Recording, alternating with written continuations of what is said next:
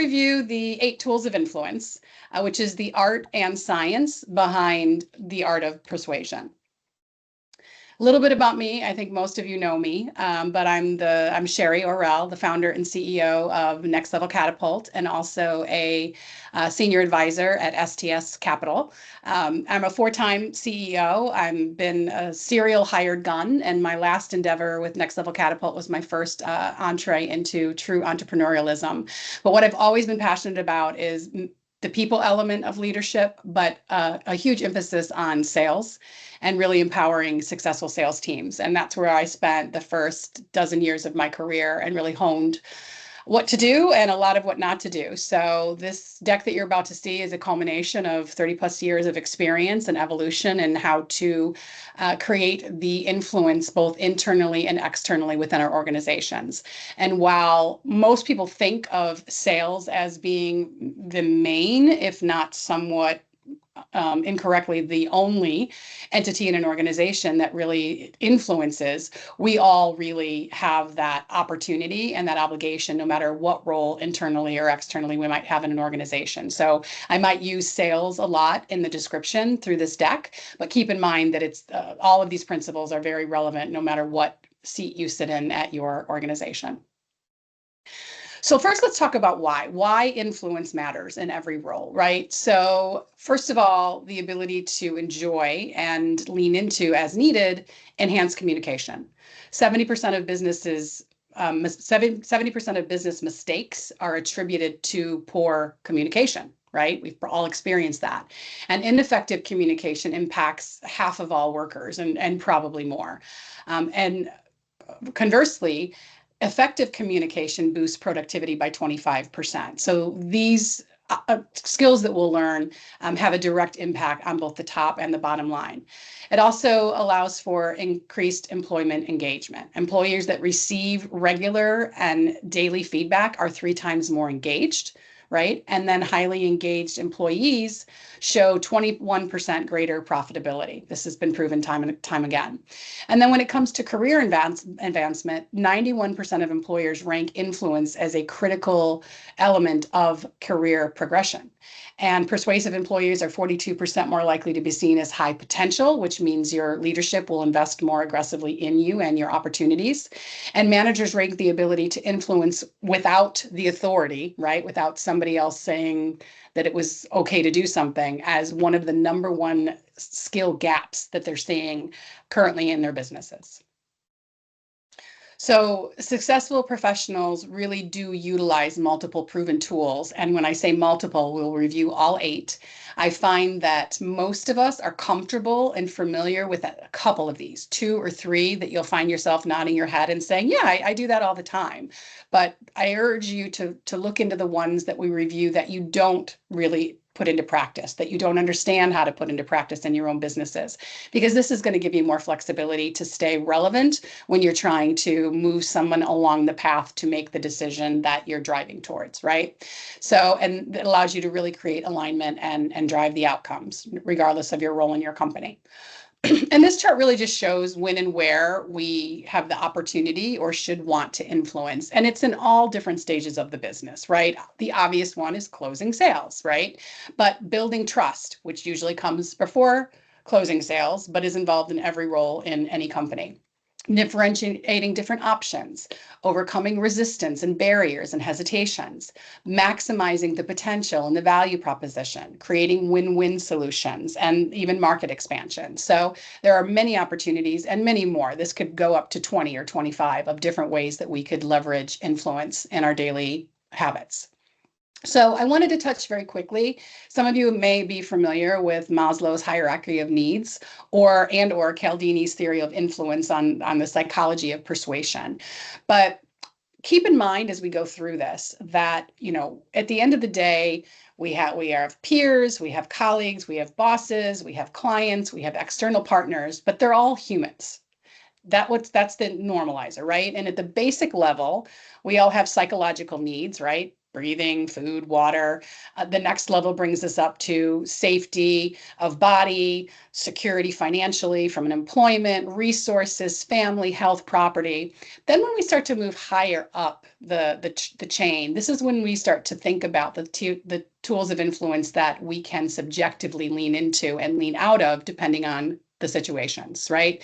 So love and belonging, right? Friendship, family, intimacy. Then we get into where business comes to play: esteem, confidence, achievement, respect of self-respect. Self-actualization is at the very top of this. So this is mortality, creativity, spontaneity, problem solving, acceptance. This is where I find a lot of gaps too, because sometimes we assume that money is the only factor that leads to employee satisfaction. And this is where contribution would actually live. So there are a lot of different motivations and motivators towards making decisions and retention and the like. So when we look at that hierarchy of needs, I want you to be thinking of the different tools that you already use and some of the others that we'll introduce today. And not introduce, this isn't rocket science here. I'm not going to shock anybody's pants off, but this is, different tools that, may seem legacy, may seem outdated, right? Emails and SMS. God forbid we send a handwritten note these days, right? That's something that could be potentially disruptive. How we go about our presentations and storytelling, what our closing techniques are, when we call, when we email, when we have meetings, when we write proposals. Have we listened enough to make sure that we're identifying the problem and solving it in our proposals? And then the internal and external relationships. These are all opportunities to really think about what are the motivators for the other party, the person on the other side of the conversation. So one of the things that we'll do, sometimes we do this as an interactive session. We're not going to do that today. So please do save your questions for the end, because I am going to leave time. But instead of after each session asking you to think about how you'll apply it, I want you to take your own accountability and write down the name of one person who are currently trying to influence. It could be internal, it could be external, it could be in your family. Maybe you got a teenager, but somebody that you're trying to influence. And I want you to think about that person as we go through each level of the tools of influence, and think how you might take your specific situation and use this tool to your advantage. So the 8 tools of influence, we came up with a super clever acronym, CLASSER, which stands for contrast, commitment, likability, authority, social proof, scarcity, exclusivity, and reciprocity. All right, and we'll go through each one of these. Starting with contrast, right? Why buy that when you can buy this? And I love to share this slide because the idea of fears versus reality is an interesting contrast that we can all relate to, right? So a lot of people in this first example are understandably scared of sharks. We've all seen the movie. But the reality is that in today's society, selfies actually kill more people each year than shark attacks. People trying to get to the edge of glory, and it's their final undoing. A lot of people have arachnophobia, fear of spiders, but you are significantly more likely to be killed in a deer collision than by a poisonous spider. And then last but not least, you are 2,700 times more likely to die falling out of bed than in a plane crash. And a lot of people have, this fear of flying. So when you can start to think of extremes that are relevant to your situation, it will get the attention of your audience. And that's something that I really want you to think about in contrast, is how we can authentically position something that will get somebody to really rethink their position and overcome a barrier to a decision that you're trying to lead them towards. So different ways we can use contrast. First is comparison, right? Highlighting the various solutions, features, benefits, advantages of one way of thinking or one approach versus the other. We can talk about the benefits, really contrasting one approach versus the drawback of alternatives. We can demonstrate value, right? Showing the benefits outweigh the cost. And sometimes the benefits are incremental to the costs, right? There are certain things like, for perhaps marketing, could be viewed as a line item expense, or it could be used as a revenue generator, right?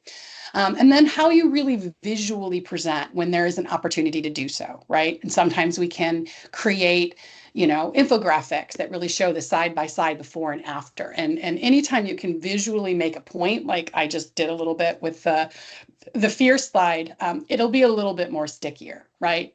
Typically, data says that any 30-minute presentation, the general audience will remember about 10%. So you really want to make sure that your visual aids, when relevant, are helping you tell that story, which leads to the next one of storytelling, right? In most instances, less is more. So when you can lean into visuals, when you can hit the money shot with your point, which is something we'll talk about, as well as give examples of positive outcomes, that will resonate with most people when they're trying to make a decision. Then there are also the opportunities for upselling and cross-selling, right? Contrasting options to encourage upgrading, buy the subscription versus the one-time purchase, right? Can drive incremental value. Those are examples of using that. And then the emotional contrast, really that balance of emotions, right? Most people, and we'll talk about this a little more in the next section, are either or both moving towards something when they're making a decision, or they're moving away from something, right? So understanding through preparation and questions, and we're actually going to do another webinar on curiosity of how to ask the right questions so that you understand the motivators that each individual and sometimes multiple people on the same project might have different motivators, how you can lean in to understand what are the driving reasons that each person may or may not make their decision, so that you can present your position or your counter argument appropriately based on their emotional state of mind and decision making.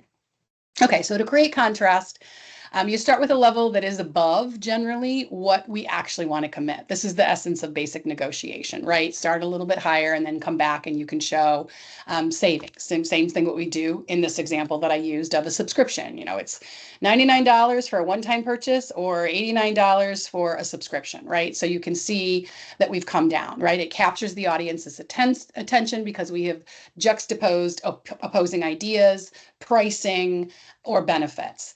It can enhance the message and provide clarity. It really also then invites that emotional engagement. Yes, I would love to save more money, and I'm probably going to buy this product again, or experience again. So I'm comfortable with committing to a higher level of immediate spend in exchange for a lower price point.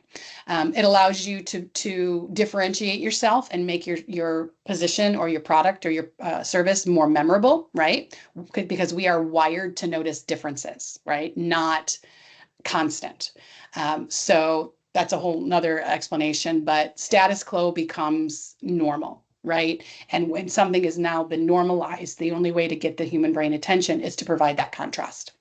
And then, facilities persuasion. So highlighting the differences between where we are now and where we would like to be can really be a strong motivational change agent when we're dealing with decisions. Hey, Sherry, can you give Yes. Can you give an example of that?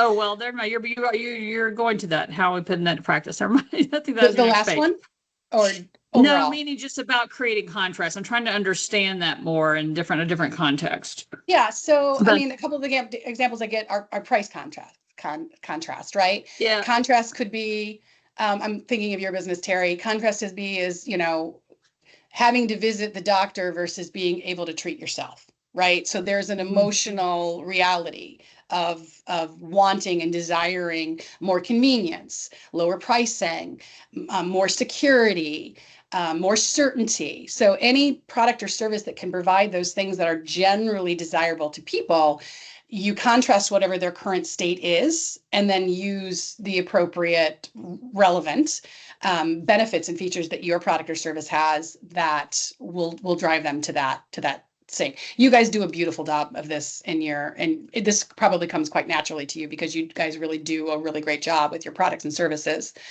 because you're the center of your flywheel is the contrast between antibiotics or more natural, right? So this is really part of your DNA.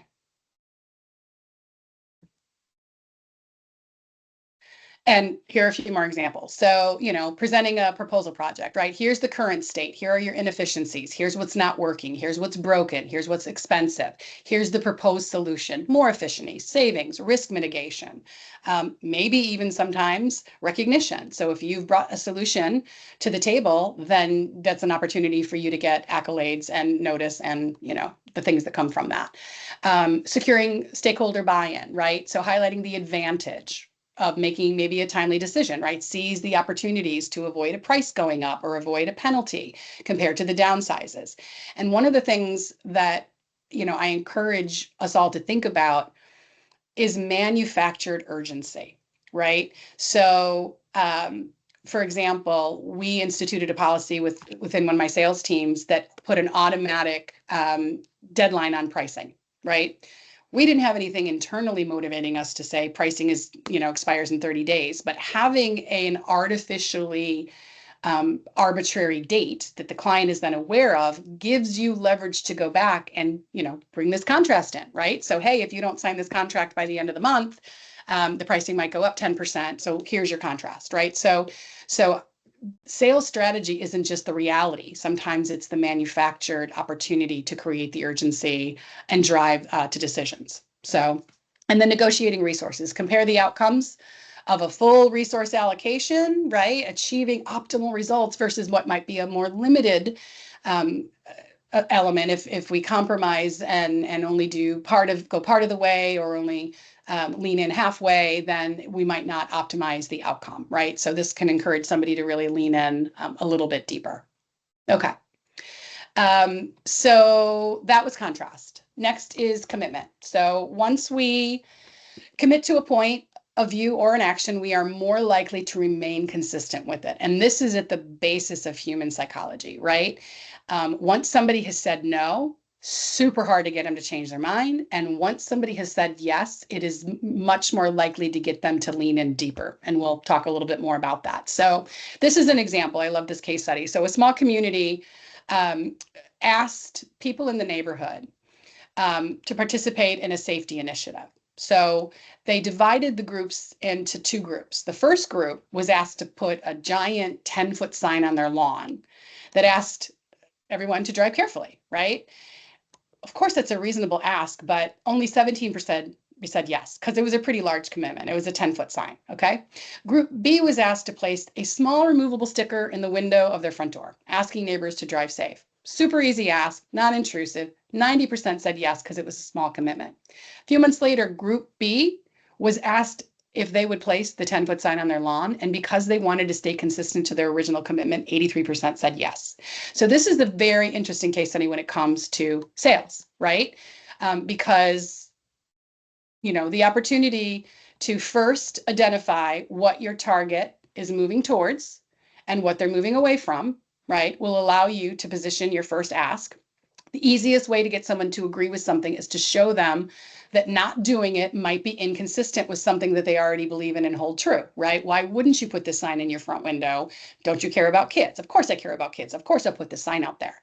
And then this is the opportunity where the upsell comes in, because once somebody agrees to a decision, right? In the case, the 10-foot sign, that first step here of the ladder was the biggest step, getting them to lean into a $200,000 solution, a business solution, right? Once they've agreed to do that, spending $10,000 or $20,000 more to improve the opportunity for this to be successful, or to make it easier, or to make it more efficient, those subsequent steps are a little bit easier. So the hottest time to upsell is almost immediately after you've closed a deal. And most salespeople are just so darn happy to have closed the first deal that they don't want to seem greedy, or they don't want to seem pushy, or they don't want to lean in because they just want to write off and calculate their commission. But they're leaving money on the table if we're not pushing them to upsell. And that you see this a lot with e-commerce, right? You've already gone to the payment, you've hit pay, and now you've got 34 seconds to add a third one for 50% off, right? So it's super easy to add that third one, and it's an automatic upsell.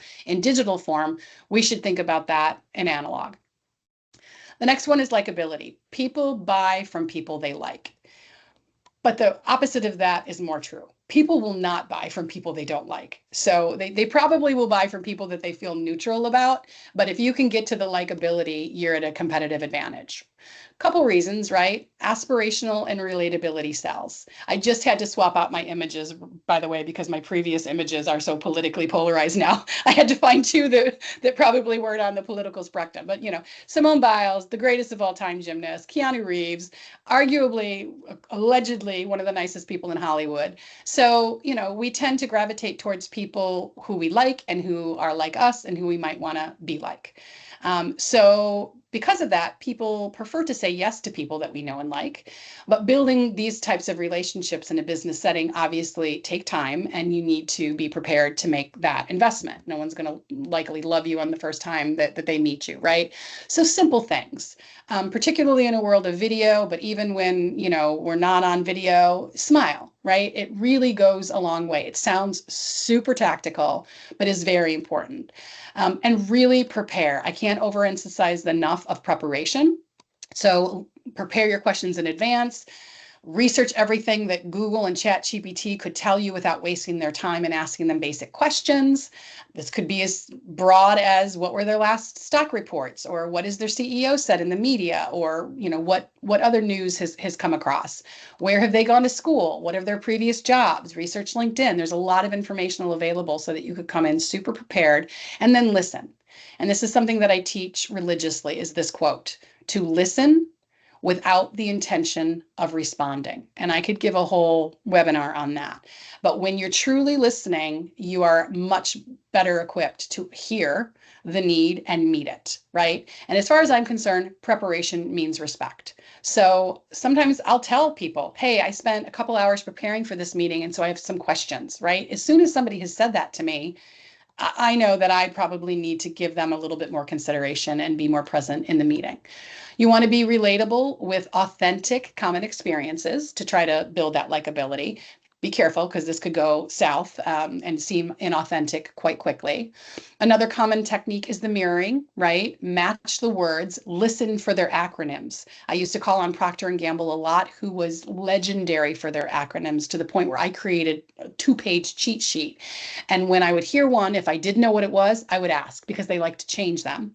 And when I understood one, I would pepper that back to them in emails, in texts, in proposals, so they would feel like I had truly listened and I was more of an insider.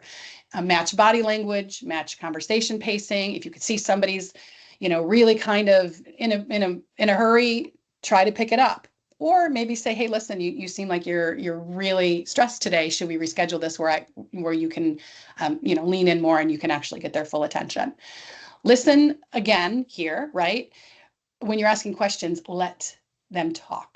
People love to talk about themselves. So this is an opportunity for you to be likable, because it's amazing. I've had many conversations where I started off with a question and they've gone on for minutes or more. And most of the conversation was one-sided. And then the feedback that I've often gotten at the end was, wow, I've really enjoyed this conversation. And I'm like, great, because it was mostly you. And so now the fact that you've gotten to speak and share is rubbing off on me in terms of likability. Make sure you remember names. And I put this one in here because I'm terrible with remembering names. I'm surprised I, haven't been fired more times than not. But use all the tricks. Repeat, say the client's name out loud, get it in your head, picture it, but find a balance between using their names. I think as society has evolved, the idea of, well, Terry, let me tell you this, can sound a little bit more used car salesman and condescending, depending on how it's used. So do use their names, but use it sparingly and when appropriate.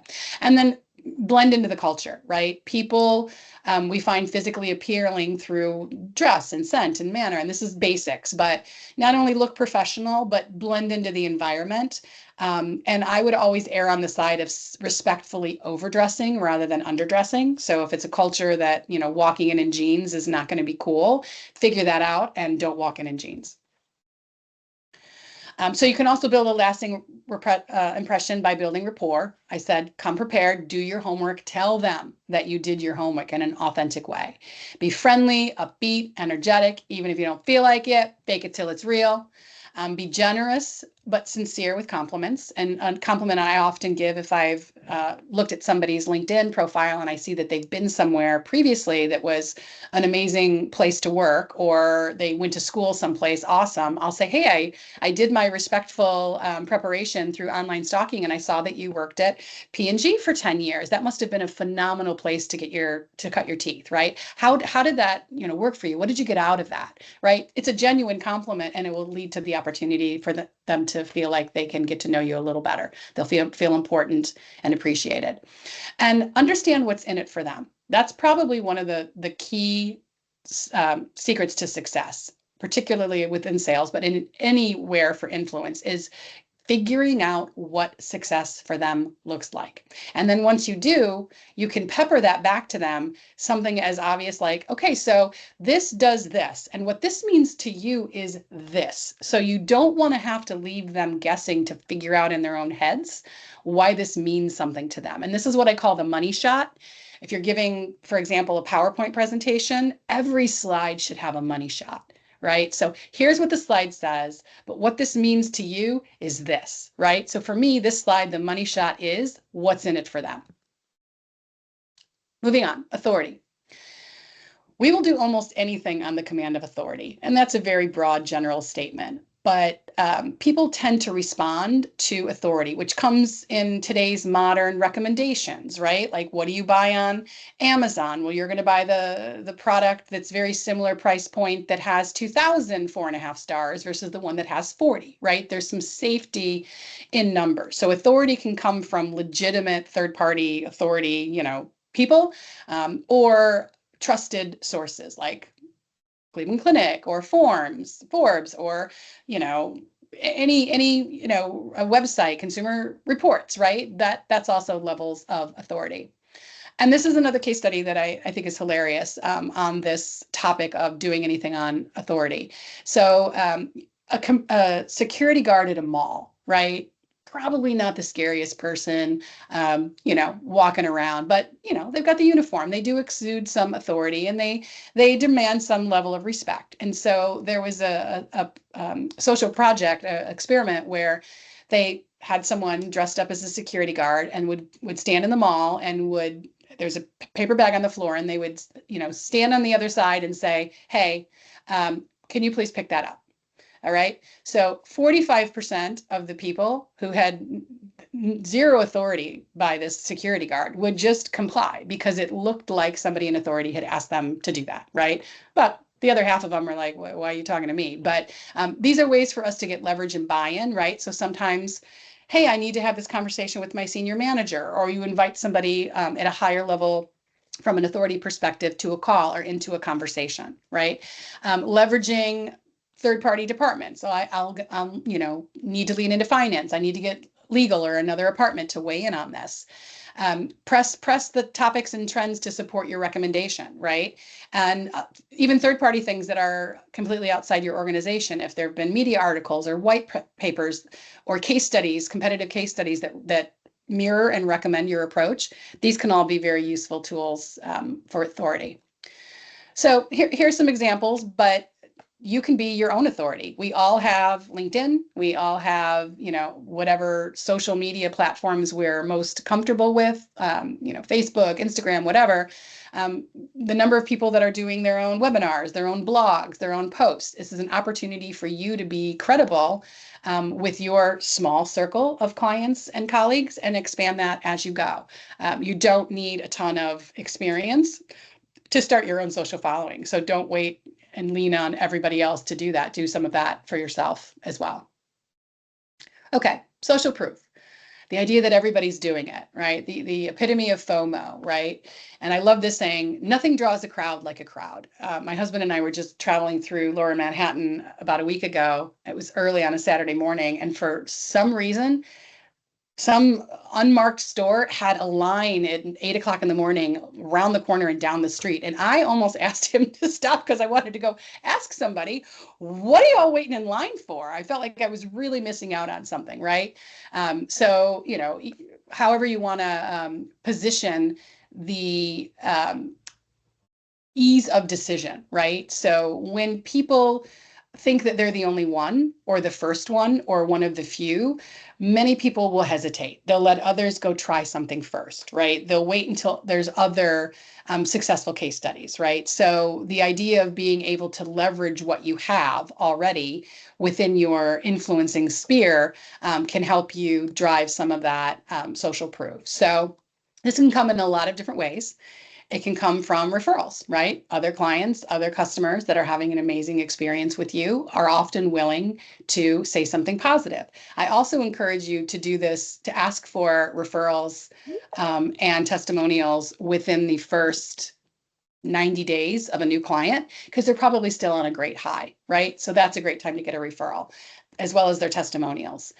Really being educated on your competitors and what they're doing, particularly respected competitors, and being able to show also can leverage your social proof. So if, you know, this company's doing it and we're doing the same thing, maybe at a cheaper price or with more services, that could help with leverage. Your own internal and external case studies are great social proof, and you should have a bench of those. And you should also know how to spin them selectively in different situations. So there are often case studies that I have that I can position, you know, oh, this is, you know, a great that shows ROI, and this one shows, you know, the ability to drive more customers, right? It's the same case study, but each client might be after a different element of that benefit. So make sure you understand what that need is that they're moving towards or moving away from, and position and reposition your case studies smartly. Market research and benchmarks with norms, data is king, and showing those in smart infographics is important. And then market trends, right? People don't want to be left behind. So helping them understand that certain things might help them keep them ahead of the curve is often a motivator. All right, next we have scarcity. Coming soon for a limited time only, right? We've all seen these, you know, somewhat cheesy, you know, the last days of the McRib, and it only happens once a year, and you can only get certain Starbucks drinks during the holidays, and, you know, act now, deal of the day, right? So that is a motivating factor. People don't want to feel like they've missed out on something, and they'll pay more attention to something that there's some urgency around, which is the example that I gave earlier of pricing deadlines on a proposal or on a decision, right? So figure out what ways to create that scarcity. And generally, people are more motivated by the thought of losing something than the idea of gaining something of equal value, which is kind of crazy if you think about it. So, you know, if they feel like they're going to lose the opportunity if the time goes away, they might act more urgently than if they could gain the benefit as quickly, but they have more time to make the decision. They may never make the decision at all, right? Because the pain of losing is twice psychologically as powerful as the pleasure of gaining. So keep that in mind. And, you know, we want to be careful not to be going in with scare tactics and a negative approach all the time, but understanding the psychology of decision making and influence means you can have the advantage of leaning into the loss versus gain conversation. So to continue to make that point, oh, there that guy is, you know, understanding, and these are questions, sometimes you can ask them actually like this or a version of this. So, you know, what are you looking to do? What would you do most anything to avoid with this decision, right? Well, you know, we had this previous supplier, vendor, or partner, and this was a problem, and we're going to get a new partner in here, and I really want to avoid that, right? So knowing what they would do to avoid, and then you can poke at that. Like, what if they missed the opportunity to prove on that situation, right? So what you're saying is you need a new supplier in place by June, or else you're going to run into these same kind of problems again, and you want to avoid that, right? Right. So now they're saying yes. You've got them to say yes. And then you can position yourself as the solution, right? Well, here's the solution. I've heard you. Here's what I recommend you do. And here's how we move forward with urgency so that you avoid that thing that you said you would do anything to avoid. And then the idea of being more motivated by the thought of losing, you know, things like I said, proposal deadlines or project deadlines, emphasizing the consequences of delays, right? The worst place to be when you're a salesperson is the dreaded quote, waiting to hear back from the client, right? All of these tools are are designed to keep you in the driver's seat so that you have a reason to go back and gently nudge the client and either get a reality check that this thing ain't never going to go your way and you can move on, or to continuously move the proposal or move the conversation closer to the optimal outcome, right? Another area, limited resources, scarcity, budget, bandwidth. In previous situations, we've successfully and legitimately said, if you want access to our best creative team, they are available right now. We have 3 other RFPs that we're in the pipeline right now. If you sign now, we can commit these specific people and this level of talent to your account, right? Leverage that. And then, priority allocation is also important because a delay could result in diverted resources. So getting higher up the food chain of priority by using these tools of influences decreases your chance of you being the one thing that's still left on the back burner when everything else gets decided or funded. Exclusivity.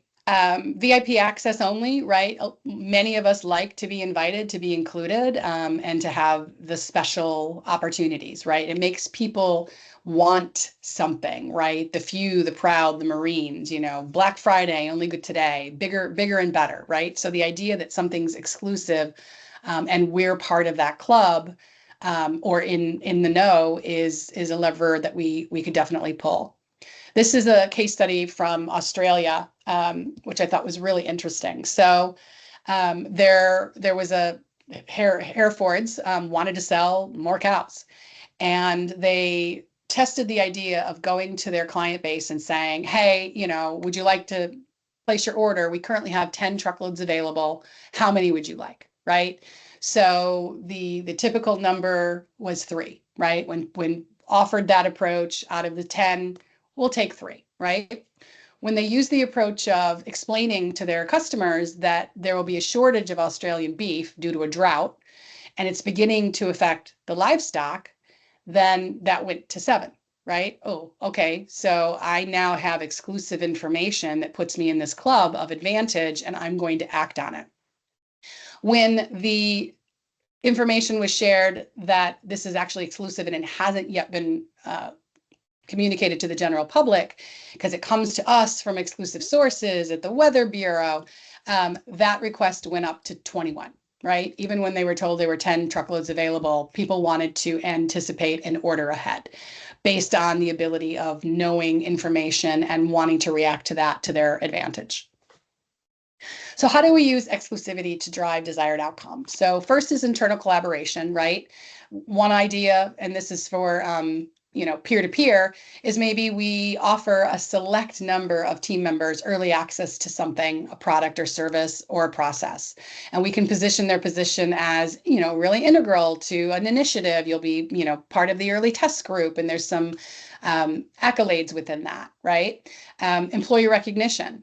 The idea of recognizing and rewarding people with exclusive programs for top performers could drive and motivate people to perform at a higher level, or even access to the top executives for mentoring exposure. So maybe there's a monthly lunch with the CEO that the top 3 or top 5 or top 10, fill in the blank, get to have exposure to.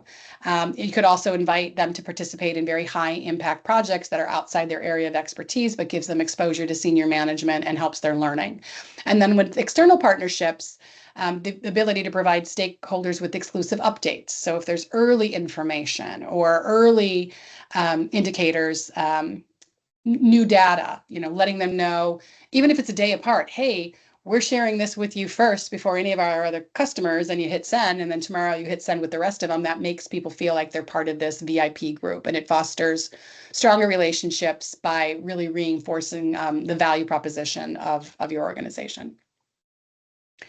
Reciprocity. I'll scratch your back, you scratch mine. We see this again, sign up, give us your email, we'll give you something, free appetizer. You'll get free bacon for life if you subscribe to the subscription. And here are exclusive tips that you only get if you just subscribe. So it's, tit for tat. And we can use this in a lot of different areas, right, to create synergy, trust, collaboration, and cooperation. Sharing experiences, you can offer guidance and advice, really extend goodwill and encourage mutual support by experience sharing. You can provide resources, right? Hey, we'll cover the cost of your ticket. Or one thing I've done successfully at trade shows is to reach out to our clients that we know we're going to be there, and we're going to say, hey, stop by our booth. We have 2 private exclusive meeting areas. So if you're meeting with any of your customers, clients, or vendors and you want a quiet place, come to our booth, right?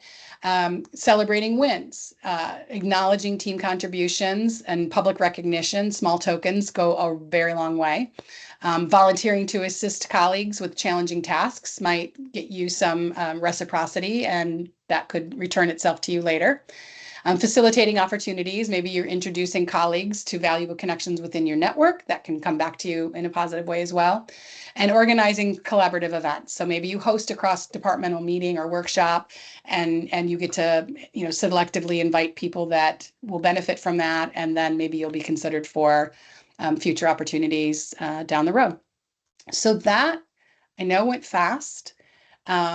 I can follow up with the homework slides, but I recommend that you think about, some of your recent emails or communication or presentations, and when you have used some of these tools of influence, and which ones are maybe your go-to, and maybe circle others that you don't feel as comfortable about or you don't know how to lean into as much. Really review the tools. I often recommend people write 5 different emails with 5 different scenarios using a different tool of influence as your main lean in. You can start to notice tools of influence in your everyday life when you realize you are being influenced versus when you are influencing, and it helps you be more top of mind and conscientious. And really, it helps you develop more relationships in the long run. So that is the presentation. And then last but not least, and before we go to questions, the follow-up to this is the art of curiosity, the secret sales weapon. We've got a webinar that we lean into how to prepare and how to ask the right questions so that you have a greater probability of identifying a need that you can solve and get to your desired outcome. So it's not on our website yet, but I will have it up in the next day or two. And when we do a follow-up email to everyone that registered, we'll give you the link. But it's if you want to block your calendar, it's August 20th at 1 p.m. So that is